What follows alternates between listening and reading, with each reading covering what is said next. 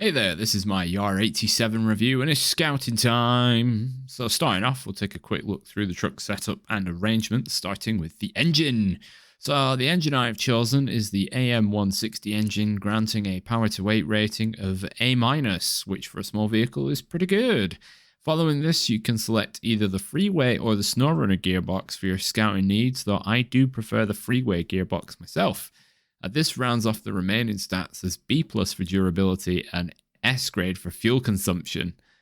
The Yar comes with several tyre options at a 49-inch diameter with multiple mud variants and one chain option for those tricky Alaskan and Amorian roads. As it is a Scout, it has access to the autonomous winch for simple recovery whenever you have a little mishap, and set at roof height is the snorkel, so you'll be able to easily traverse water with care, adopting the appropriate speed as to not dig yourself into the riverbed. Finally, for frame add-ons, there's one option, and that is the roof rack, which holds 4 spare tyres, 300 repair points, and 120 litres of fuel, which is no small amount of gubbins to be carrying.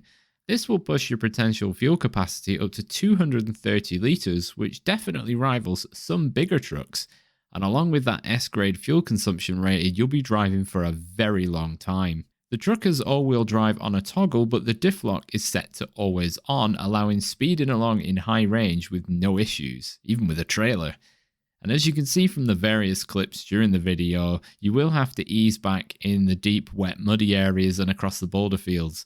But this truck will get you where you need to go and then some. With all-wheel drive engaged, you will consume more fuel but only very slightly, meaning you can essentially drive with all-wheel drive on engaged permanently without actually having to worry about the fuel consumption.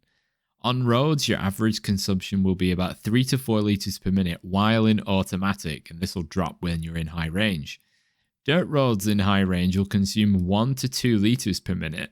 And then when crawling through wet mud in low range, you'll be looking at, again, 1 to 2 litres per minute. You don't really get much variation, which is great, really proving that S grade.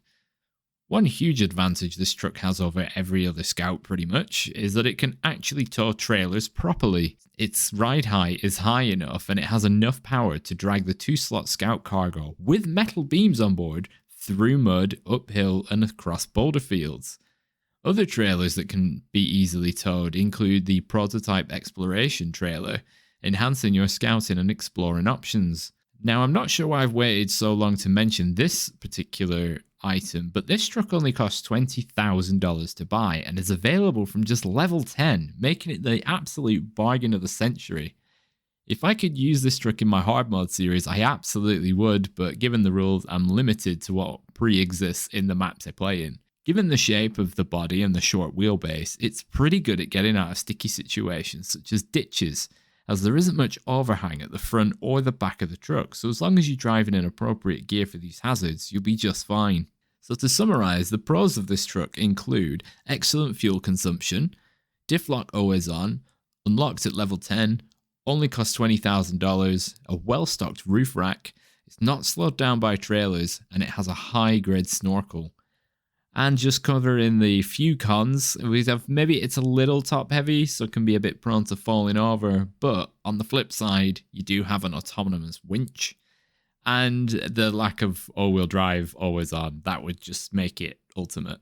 So to sum up, it's an 8 out of 10 for me. The Yar covers every aspect of a Scout that is required and will only be improved by, say, a lower center of gravity, all-wheel drive always on, and maybe a slightly better mud tyre option, as the TR2 tyre is equivalent to the more well-known MHS2 tyre, which has a rating of just 2.4 in mud.